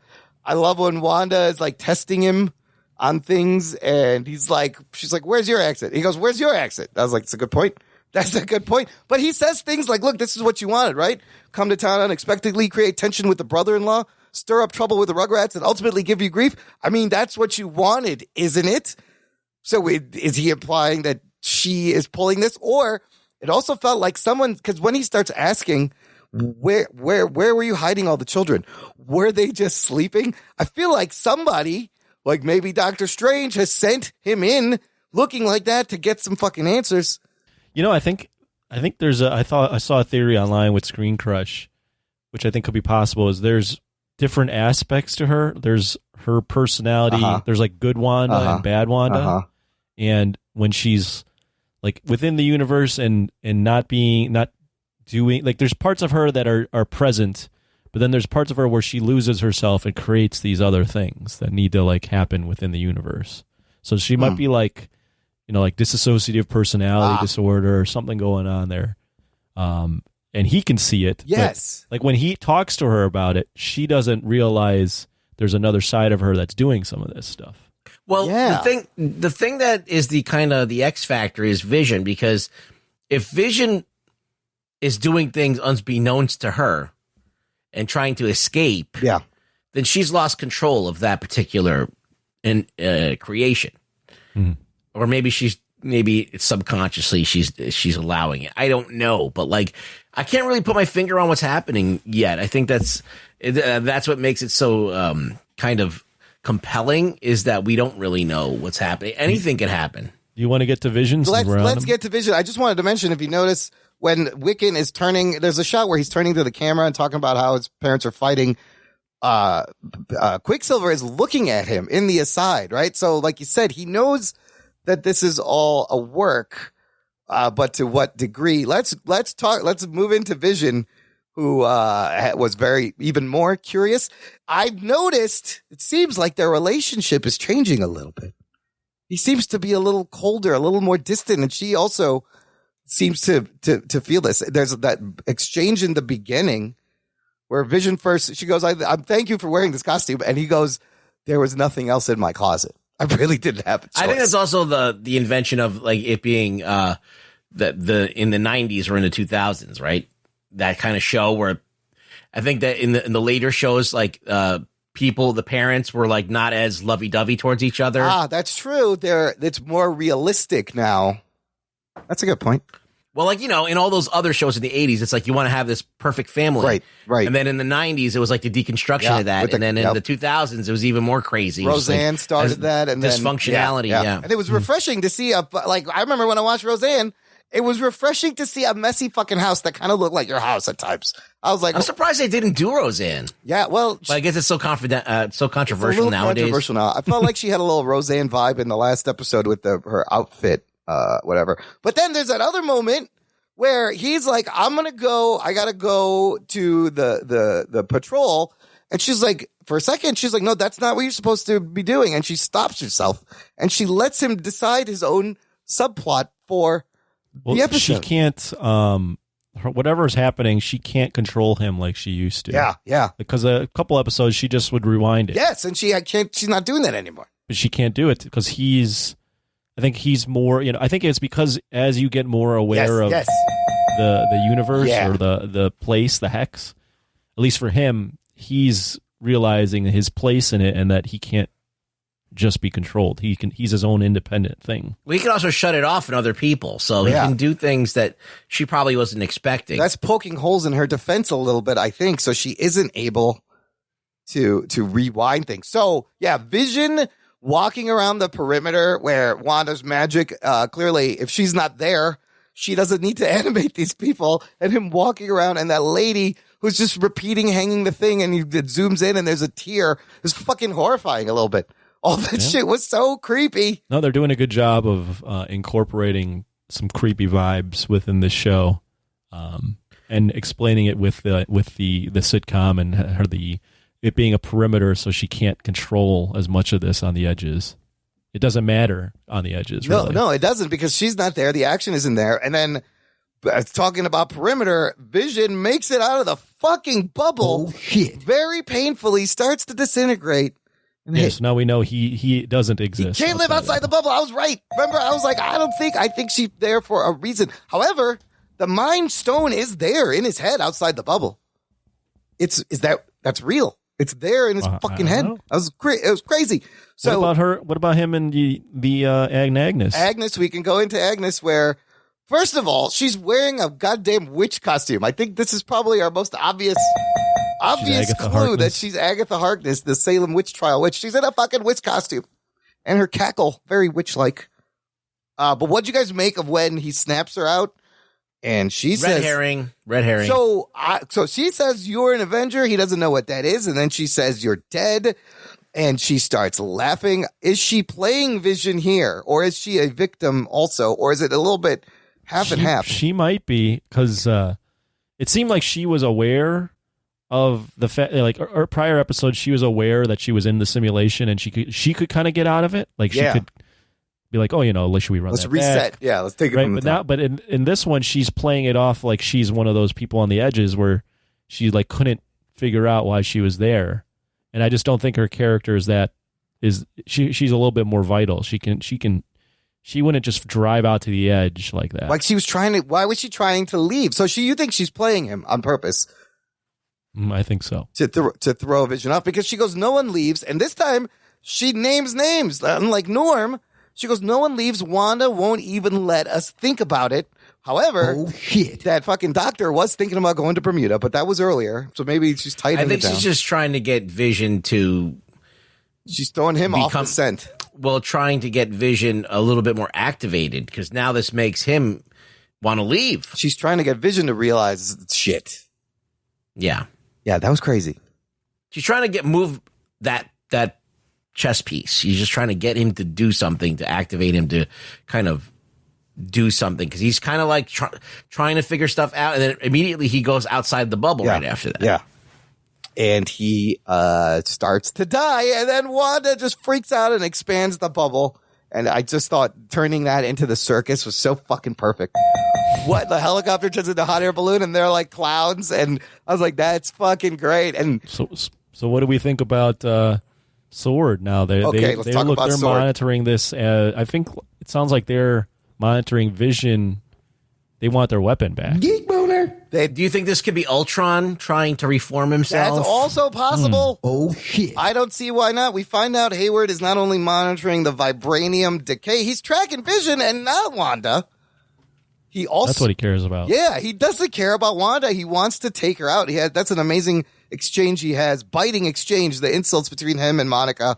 Where they're almost like telegraphing it too much. A little he's just bit. A villain. No, I don't. Because he says such a terrible thing to yes, Monica she's Rambeau. like, it's a good thing you weren't here when your mom died. You can't stop. I think he's not a villain. I think he's bitter because of that line where he's like, you don't know how hard it was during those 5 years. He's bitter that all the capes left him in shit. Right. So that may be where this is coming from. He also has Monica's blood work. We find out she's been through twice, and she's already been changing on a molecular level. Is this the birth of mutants? Is this Photon? Is everyone else changing? Or just is people who blipped and came back? Does it affect them?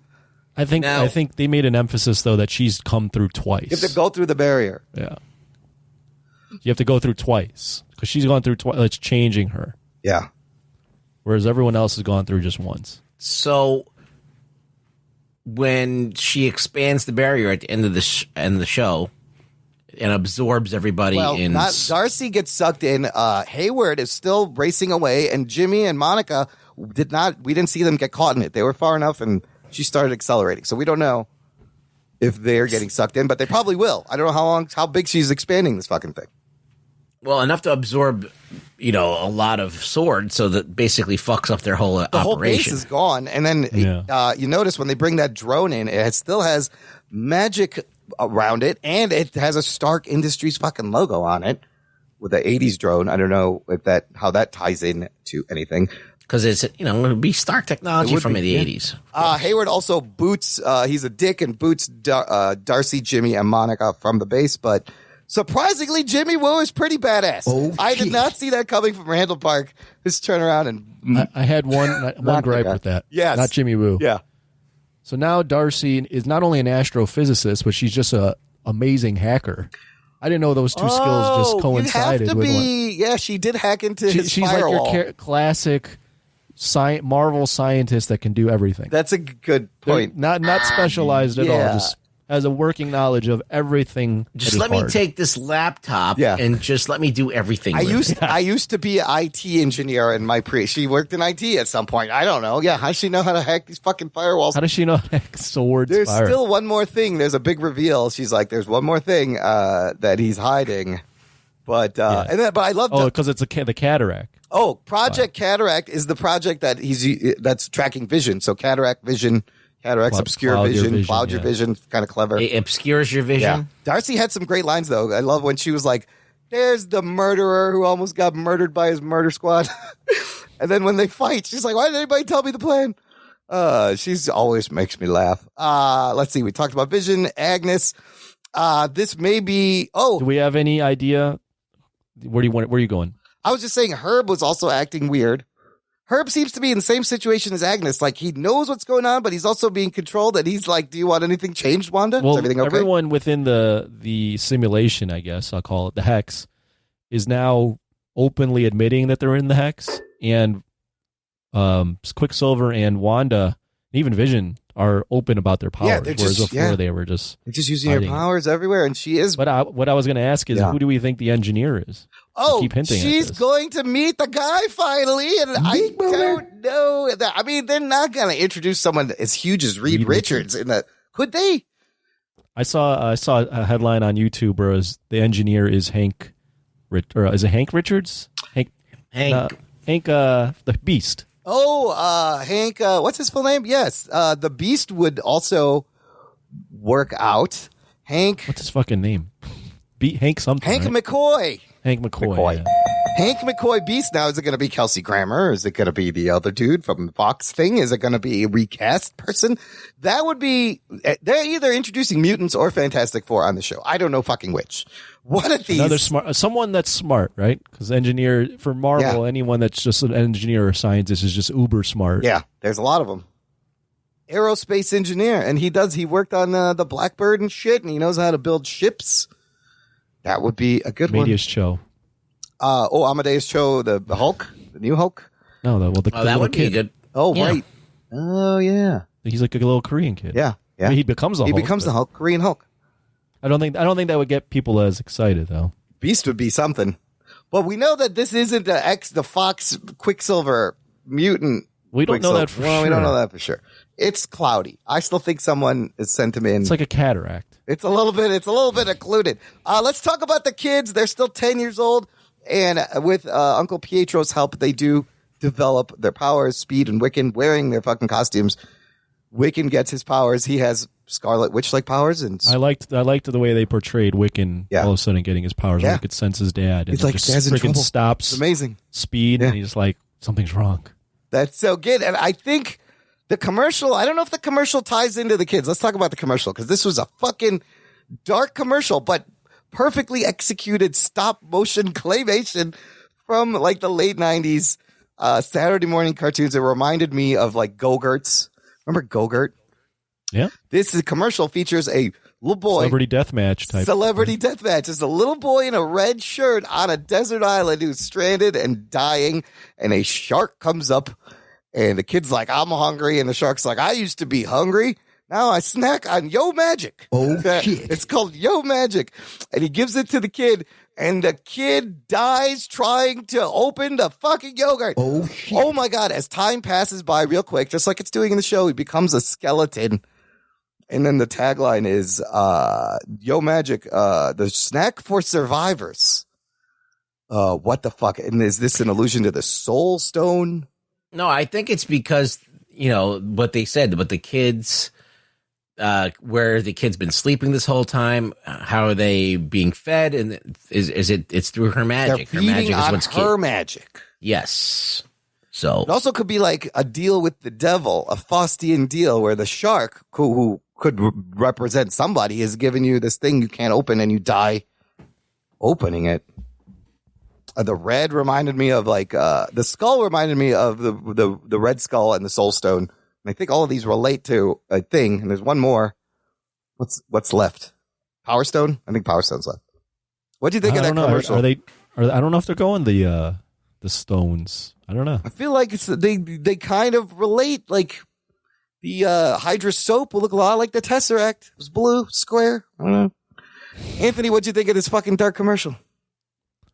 It was fine. I don't get into the commercials as you do. I think they're clever. Yeah. But for me, reading between the lines on the commercials, I'll let other people do. It's and it didn't have the same two people, but they do mention their parents in the conversation, and stuff. So, and then the flashback he has was also weird, where he gets a fish and it looks like he's dressed as Nick Fury. It's odd. I don't know. It's odd. It's very odd. A couple other Easter eggs when in the beginning when Vision speaks Spanish and it turns on Wanda. That's just something they used to do in the Addams Family all the time. Morticia and Gomez. Gomez would speak French, and Morticia would get all hot and bothered. So I like that little nod. When they're in front of the movie theaters, you guys notice the movies that were playing. The Incredibles, Parent Trap, and the Incredibles. Trap. Yeah. Incredibles came out 2004, of course. A movie about a superhero family with a speedster kid. And then the Parent Trap, this is like the 1998 version with the Lindsay Lohans. You got twins switching to trick their parents, but also the words trap is there. And both are Disney properties now. And both plots kind of mirror what's going on in the show. It's kind of fun. Oh, I love this fucking little drop where the kid goes kick ass after talking to Evan Peters, and then she goes kick ass. And I was like, oh shit. Evan Peters, Aaron Taylor Johnson, of course, both in the movie Kick Ass, which is also a Marvel comic book. Not an MCU thing, but Marvel comic book. Yeah, that was a nice little Easter egg. Right? That was great. I was like, oh, kick ass. I saw there was an inflatable with Spider-Man eyes on it. I was like, that's Spider-Man eyes. The word nightmare is. Man, you really get into I love all the little details. It all means something. And I think, though, there's way more that people have found that I didn't even put in, because I honestly think some of the things are just they're accidents. Like, they're not meant to be. But I don't think they're accidents, Imran. I think what they are is they're little fun things, but I don't think every little thing means something. Yeah. I think a lot of the things are just they're having fun. Like for the fact that they say the word nightmare several times this episode. And that's another villain that's been speculated as a Mephisto as a nightmare. What they're doing is there's definitely like a lot of things they're hinting at, and there's a mystery here. But what they're also doing is they're letting people like us, especially you, with these things, let you spin your wheels for an entire week, and then you realize by the end of it that a lot of it didn't mean anything. Like this means nothing. But how can you not think about Evan Peters has a tattoo that Pietro has, and it says either mom or HOM, and you could say this is House of Mutants. You could say mom stands for multiverse of madness. But that's his real fucking tattoo, so I'm sure it means nothing. Yeah, that's a real tattoo, so it doesn't really mean anything. People are reading into that. But you're going to get nuts about it. I know, it's so funny. Ellis Avenue. Why is it called Ellis Avenue? President Ellis was in an Iron Man movie. Warren Ellis is a comic book writer. There's Ellis Island. It probably means nothing, but No, I mean it's a nod to all of those things, and you can do with it what you want. they made a point to show you Ellis Avenue and it was like Rolling Hill Road. The sign, it was very clear. I was like, I guess you could do. All right, let's finish up with now any updated theories or questions. Overall, what do you think is going on? Are the Scree or Krull involved in this at all? No. Okay, we're gonna. I've heard some Kree stuff, but I haven't made the connection to the Kree or Hayward. the Maybe Skrull. Hayward is a Skrull. I don't know. I mean, look, there's Skrulls involved, I think, because just the nature of that Skrulls are everywhere on Earth, as we've seen. Nick Fury's a Skrull, all that stuff. So it's possible, but I don't think that they're driving the plot. So that's number one. Mephisto and Nightmare. Yeah. That's another thing. I really don't know if that's even a thing. I don't even know if Agatha Harkness is really a thing. Really? There's a lot of clues that point Because to that. I don't really understand how Scarlet Witch, this is how I'm reading it. Scarlet Witch sees that Vision is being used as a weapon or being reformed or being gleaned for technology to make a weapon. Right. And that's clearly what the guy at Sword wants to do. He's interested in that. She takes him away, and in that, her powers start manifesting, and she starts to create this reality. Now, it could be that she tried to kind of reform Vision in some way, awaken the Ultron part that's in him or whatever. Yeah. Because isn't Ultron part of Vision? Yeah. In some way? In the creation of Vision? Yeah. Part of Ultron's personality is in Vision. Yeah. So maybe so maybe Ultron is trying to come to, and so he's kind of like involved in this somehow, in trying to recreate himself. And I don't know. At the same time, she has been encouraged to have these children. Somebody wants these children. I feel like maybe after she gets Vision from there and she's consumed with grief, somebody pointed her into this location saying, hey, you can bring Ultron back to life. There's a shard of a thing. You can put the Mind Stone back together here and bring him back, and then kind of coerced her into this reality. And then the kids, I don't understand. Somebody wants the kids, and I don't know how that plays into this other part with Sword and Vision. Well, I don't think kids were on the menu. I think that she just wanted to get away with Vision and kind of see if she could bring him back. But Agnes and them, they want her to have children. Yeah, I don't actually have an original thought. Well, there's so many theories out there. It's a problem. I've just seen all the theories, and I don't know what's what. Yeah. Which I think is a good thing for the show, in that we can't predict what it is. So I'm just like, I'm along for this ride. I just find it really weird. Okay, in a comic book, you can have Mephisto like appear out of nowhere, but there's no impetus. Like, I think everything else in the Marvel universe, like the villains that show up, had to do with the Infinity Stones and were tied to something, and all, and this seems like, I see what you're saying. There's nothing that organically ties. Oh, yeah, it's a good point. And if they're going to go left field with some introduction of this Mephisto character, which is just like the supreme evil, do you think a dude in red with spiky hair, the devil, is just going to show up all of a sudden, like in this? No, but I do agree with Ruggs in that, although like we've seen some wacky shit, to like have the devil come out, like, that hasn't been a thing. No. At all. No, we haven't even gotten close to the devil. Right. We have magic. We have science. We have like Asgard. Aliens. We have a lot of aliens. We have maybe there's a lot of aliens. So like this whole Agatha Harkness that ties to Mephisto, but it's magic also with witchcraft. Yeah, but I don't think that's really a thing either. There's Doctor Strange. Yes, his kind of stuff. I think he's involved in this. I still think he's. So there's that. I just don't think you can just throw these major characters like just appearing with like even like Hela, right? That was tied into Thor. Yeah. It was tied directly into Thor. It worked. Yeah. So all of that stuff usually is it was his sister. Yeah. So that something I don't think Marvel's just gonna pull like Nightmare or fucking Mephisto into this. I just don't. Yeah. I mean, maybe the cameo at the end is Benedict Cumberbatch. Maybe it's Doctor Strange is the big reveal. I don't. Maybe they really are just going to go the route where she's kind of an evil, like she has like a gray side to her where she has a personality, a part of her personality that needs to be put in check, like kind of like the Phoenix, right? So subconsciously, like kind of what they were doing with X-Men with the Phoenix. So she has been doing this the whole time, but she doesn't even know because it's a separate compartmentalized part of her. Because her grief is so strong, and she doesn't know how to handle it. And she can't handle it, or she hasn't come to terms with it as Wanda. Right. So another side of her is coming to terms with it in its own way. And it's not coming to terms with it. It's creating this thing. I mean, look, her background is so fucked up. Like her parents are killed. Yeah. She's fucking experimented on. Then she kills a bunch of people and inadvertently. Her brother dies in Sokovia. Then she finally fucking finds somebody that she loves and it's not even human. And then, it's so fucked and then up. he dies twice. And then and I think that you're like, oh, I'm gonna fucking love a robot. He can't die, and then he fucking dies. So it's like, dude, dies twice, that line was fucked yeah. up too. And he's like, it's not like your dead husband can die twice. And then she fucking zaps him. Like, what are you saying? I was like, oh shit, that's right. He knows. So I liked the ending. I like that she's losing control and she's expanding this universe. Like there's she could be. I like the potential for the character being not necessarily redeemed, like sort of a fringe. Yeah.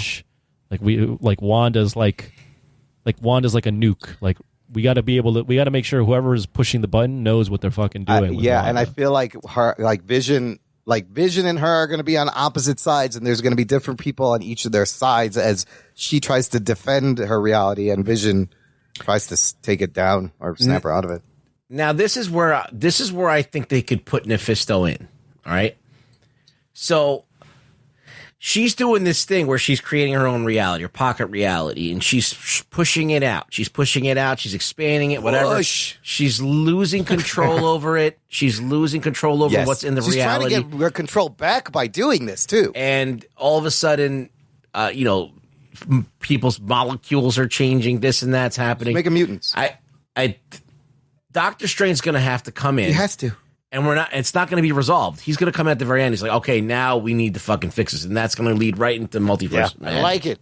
Geek boner. So I like it. I don't think it's going to be resolved. I think we're just going to find out what's happening. I wanted to say before we wrap up on this that Elizabeth Olsen's really good in this, but I actually think Paul Bettany's acting has been superb. He's like the perfect guy to play Vision. Like he's so perfect. He's great as Vision, but I like the way he's playing. You know, he can do the nods to like the 50s, 60s, 70s, 80s characters, but then he's also playing this guy that doesn't know who he is, why he's there, what's going on. So I like the way he's kind of discovering things, and he still has the personality of Vision, but doesn't have the history. I think it's a very nuanced. They're both so good in this show, and it's so great to see so much more nuance from them. I will say two things to wrap this up. First of all, I fucking love this show. I fucking loved it. And I wish it would just go on forever. I'm going to be sad when it ends. But then the other thing is, this episode, it's weird because really not much happened, but we got a lot of reveals. But like, as far as movement, I heard that the next episodes are going to be longer. Well, let's get into that as we get into news from the nation. It's time for news from the nation. It's time for news from the nation.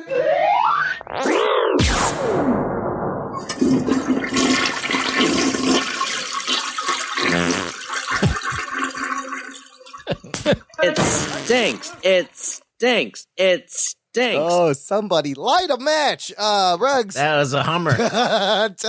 Jamie Robinson and Justin Zwerner posted this graphic to what you just said. The last 3 episodes of WandaVision will be an hour each, according to Kevin Feige. Geek boner. Shit. But really, they're going to be like 50 minutes. Because have you noticed there's fucking 8 minutes of credits and like 2 minutes of recap. So you got to subtract 10 minutes just out the bat. Sure. But that's still a lot longer than what we've been getting. So I'm excited. I do think we're starting to see the money. Do you think we're starting to see some of the $250 million? Little bit. I think that in that expansion in the circus, you see that? Yeah, I mean the stuff where they're filming with CGI and the stuff in modern day, I think you're seeing it more. The vision scene of him disintegrating looked amazing. You know, that's a lot of money. Oh no, they're doing a good job. What in terms of like how Agents of S.H.I.E.L.D. or some of the other stuff on television look. Yes, this stuff you can tell is still movie quality. Like there's no drop off. They're like mini Marvel shorts. I mean, it kind of is like little Marvel movies every week. And it's also my reason for waking up really early Friday morning, you motherfuckers, before the internet spoils it. So, so we're going to see, we still have to see The Modern Family. I guess there's another decade of sitcoms, and then I think that's about it. Yeah, there's the tease where she's saying something and she goes, "Am I right?" Like Modern Family. Yeah, right to the camera. Yeah. Right. So that, and then some fucking fireworks as we get 3 more episodes. Can't wait. All an hour. You know, the funny thing about this is I keep getting fooled by how long those credits are. Yes. So like this last episode, it was like maybe at the 24-minute mark, and I saw that was like 35-minute episodes or something like that. Yeah. I go, sweet, this episode's 10 more minutes. It's not. And it ends 30 seconds later, and I'm like, crap. 7 to 8 minutes. I keep getting fooled by this. No, you have to subtract at least 10 minutes from the runtime they give you. Why are the credits so goddamn long for a TV show? There's 7 to 8 minute credits. That's very long. You're right. But this will give us 6 hours. We've had 6 half hours. That's your 3 hours, and then we're getting 3 more hours. That's 6 hours total. It's like 3 Marvel movies. So it's not bad. It's not bad. David Zika posted a link to this article titled Iron Fist Season 3 Plot Revealed by Finn Jones in a candid interview with the comment, Season 3 writers, we should just have him keep saying, I am the immortal Iron Fist, and keep cashing these checks. That's all we did for the first 2 seasons. Remember the plot threads that these Netflix shows left us hanging on, especially fucking Iron Fist. Yeah, I remember it was him and like his brother, Ward.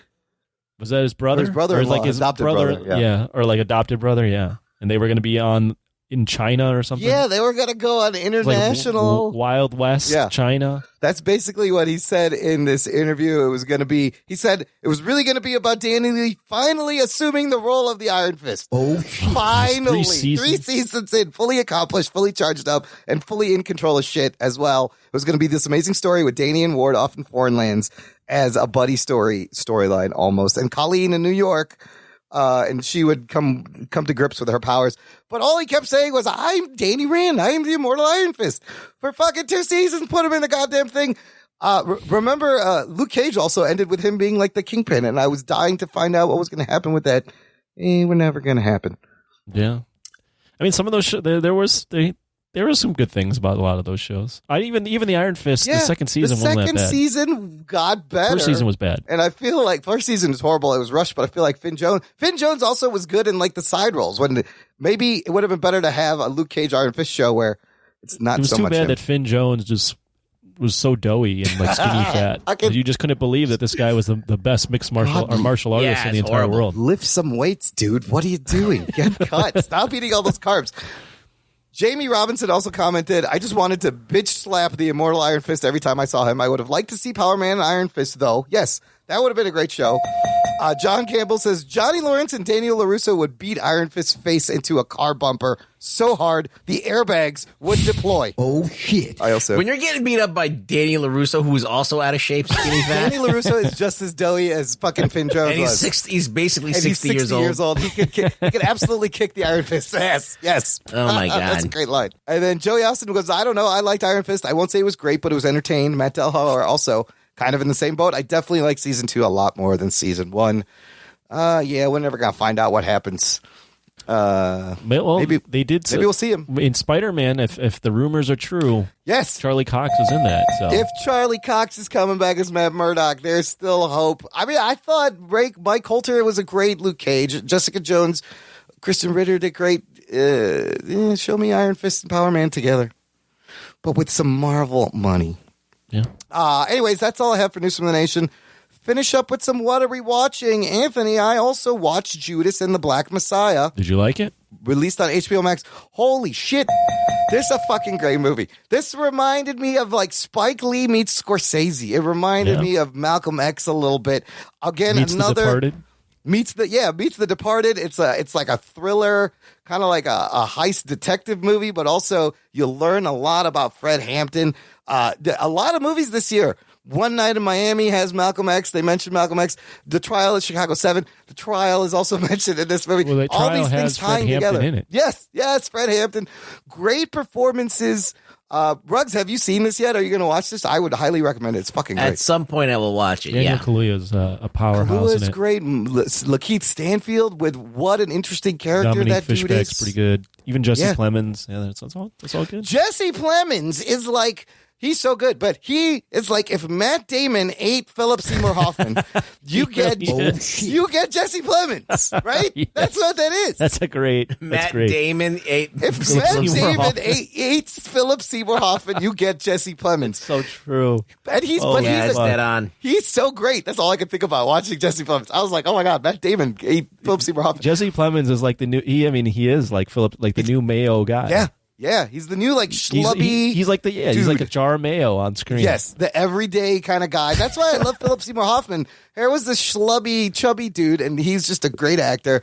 Jesse Plemons is very good. So, yeah, it is a great movie, and it should show up good at the Oscars. Speaking of which, Anthony, I did have this article. I wanted to ask you this Oscar question. Sure.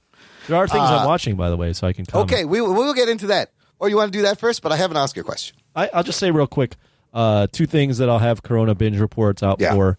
Watched MLK FBI. It's a documentary that probably will get. It's in the running for a documentary Oscar.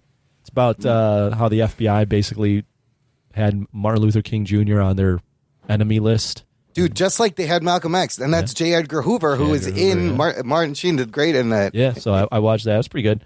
And then you just find out that this isn't a spoiler, but you find out that they were really monitoring MLK's deviant sexuality. Oh shit! And they really wanted to expose him. So holy shit! And then the movie I just saw the other day was First Cow. So I watched that as well. Yeah, that came out a while ago, March, right? Yeah. Is that good? It's okay. It's an artsy movie. Okay. It's an Yeah, artsy that was movie. getting buzz for a while. It's all right. It's not for bad. the Oscars. I wouldn't say most people probably would not like it. I wouldn't have liked it a year and a half ago. Where is Judas on Gold Derby? I think it's like 11, Let's 10. see. It's a fringe. It might make it. It might Let's not. see if it's moved up. It is now at 12. Yeah. Just behind Soundamental, number one is still Nomadland. So there's this article in the Hollywood Reporter, Anthony, and the gist of this article saying this year's downbeat films make for apathetic Oscar voting. The quote from this article, longtime Academy member emailed this writer and said, the biggest contender this year is apathy. Oh, shit. Many I've spoken with say they will pass on voting this year. And the article brings up the point that all these heavy top 10, 20 on Gold Derby, these movies this year, they're very doom and gloom. There's no like lighter option, no slightly optimistic movie this year. It makes the case that like you could have had Hamilton, but they went for a streaming release. It was going to come out in the theaters. What are your thoughts? Do you think there's a lot of bummer movies though this year? I've been avoiding them just because. Go ahead. Like normally, like in a normal world, I would be like watching these things all the time because I like to have like some doom and gloom. But I'm already. It's Corona. Yeah, there's no doom and escapism. gloom's out. I can't. I go out. I don't go out. I don't do anything. So I want to escape. There's no escapism I'm here. looking to escape now. That notwithstanding, I did get sucked into some doom and gloom, but I'll talk about that after Anthony goes. I would say actually, I mean, the movies overall that are in contention, I wouldn't say they're doom and gloom. I think it's just the fact that it's COVID and you're not getting the normal theatrical. There's a lot of movies that should have came out that didn't. You're not getting the normal theatrical experience. So overall, I think there's just kind of a malaise towards this stuff. But I think also there's a lot more people watching these things because there's nothing else to watch. So that's true. I don't think I wouldn't label ever. I couldn't say there are pretty wildly. I mean, there's some that are similar, but like a general tone for being all of these being doom and gloom is not the case, in my opinion. Well, the other issue this brings up, if many of the voters, like this guy says, they're going to pass, how is that going to affect the results? Yeah, I mean, that's always a thing from what I've read, is that a lot of these guys don't even watch all the movies. So wow. Really? That's a thing. So because these companies, like, they send out screeners, and then they like push hard on some movies and not others. So if you don't, I think not everyone wants to see every movie. So if they don't go out of their way to see it and they don't know about it, then fucks up. You know what? Fuck the Oscars. We have a better representation over with Gerald Morris on 2 Ps with the Golden Peas Awards. That'll be a lot more accurate award giving. I don't know. Golden Peas. Golden Peas. Minari coming out soon. You excited to check that out, Anthony? Yeah, I bought a screening. It came out this weekend, but they're doing only in theater and virtual screenings. It's very interesting. It's A24, right? Is the company? And if you go to their website, you can. It's like every day at 6 p.m. But a lot of them are sold out, and then it will be on VOD, I guess, later. Yeah, after this. I think after that they'll do VOD. But I got in on a screening, so I'll be watching that. Oh man, I really want to see that one, but even more than Nomadland, which seems like it'll be good, but maybe a little slow and boring. Nomadland, from what I gather, is going to be a very artsy movie. All the critics will love it. We'll see if the fans like it. It's got real nomads in it, apparently. Yeah.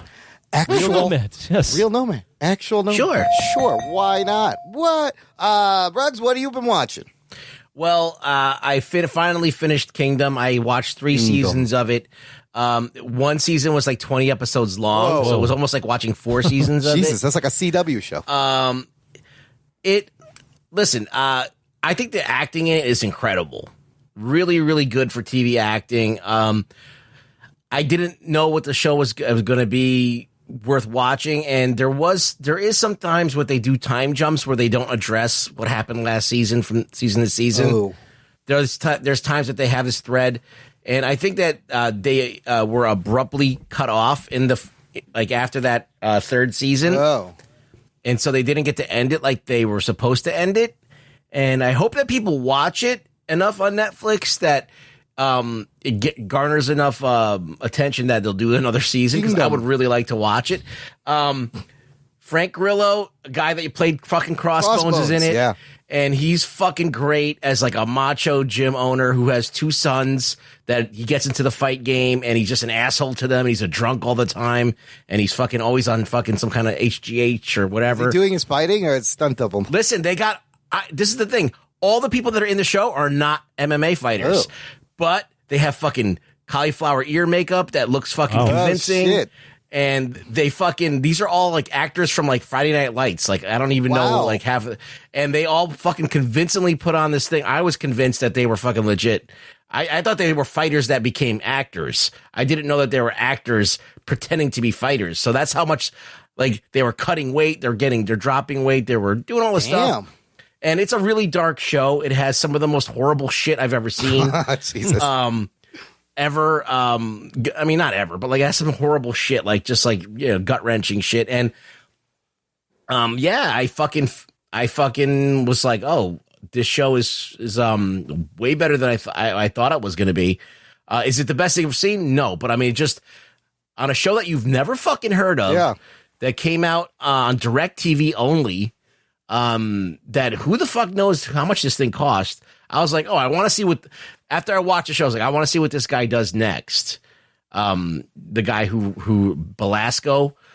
So I'd say check it out if you have any kind of passing interest in watching guys be macho and taking lots of drugs and just fucking putting I mean, it's depressing a lot of the time, but it's also it's just fucking well acted, and it does end up sucking you in. I see a lot of the people are saying it's a very underrated show. Yeah. So the next thing I watched is I rewatched Brick, which from Rian Johnson. His first movie. I was going to watch that. It's on Amazon. It's on Amazon, and I was like, oh shit, I got to watch this again because I watched it and I don't remember it that well. How was it? JGL is in there. Yeah, I mean, basically what it is, it's just a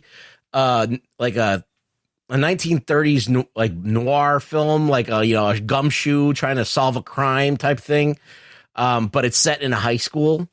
So the script, like they're actually talking like 1930s characters, and it's kind of like jarring at first, but then like you kind of like watch it and it's fine, it's fun, it's like not.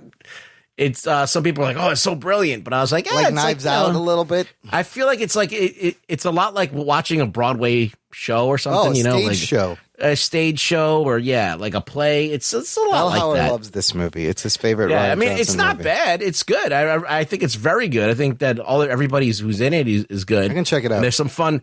There's a funny to me. There's my favorite thing in the whole movie is the main bad guy. Yeah, and I'm gonna spoil it. Hold on, because it's just go ahead. Okay, go. I'm gonna spoil it, but there's this one scene, all right, where JGL's got to meet up with the fucking main bad guy, and in like a real noir movie, he'd pull up in like some fucking limousine, but they pull up in like a minivan, and then like he gets in the minivan. And then in the minivan, like he can't even stand up in the minivan, so he's like hunched over. And then like the bad guy sitting in like the back seat of the minivan, but there's just for no apparent reason, just for the setting of mood, there's just a lamp in there. Okay, like a lamp to make it look like it's like an official like limousine or something. Okay, it's just fucking hilarious. So that's my favorite part of the lamp. Okay, the lamp in the limousine is the best part. This is from 2005, so it says Ryan Johnson's debut. I would say check it out if you like a fucking gumshoe 1930s tale of investigation. Check it out. Okie dokie. Anything else? Anybody? I did see other stuff, but I don't remember it. Great. Save it for next time. Yeah, no, I'm good. All right, that's good. Ruggs, where can the people find you online? You can find me trying to not funny. Post anything that's not trying to not post anything that's going to get me fired from this podcast. But now I feel like I just cancel Rug Boy. Remember, listener, use hashtag impeach Imran. At Really Rug Boy. At Really Rug Boy on Twitter. Our most popular hashtag impeach Imran. Use it, spread it, get it around. Also, spread this show, listener. Tell a friend. Word of mouth is the best way to help us get new listeners. Tell one person, text one person, give them one of these. Jock and Nerd. And it'll be great. Thanks for listening to the Jock and Nerd podcast. My name is Imran. My name's Anthony. He's the Jock. He's the Nerd. We'll peep you next time. This is crazy. This is crazy. This is crazy. I'm pumped. Yeah, me too. Get the fuck out! Fucking fantastic. Jock and Nerd.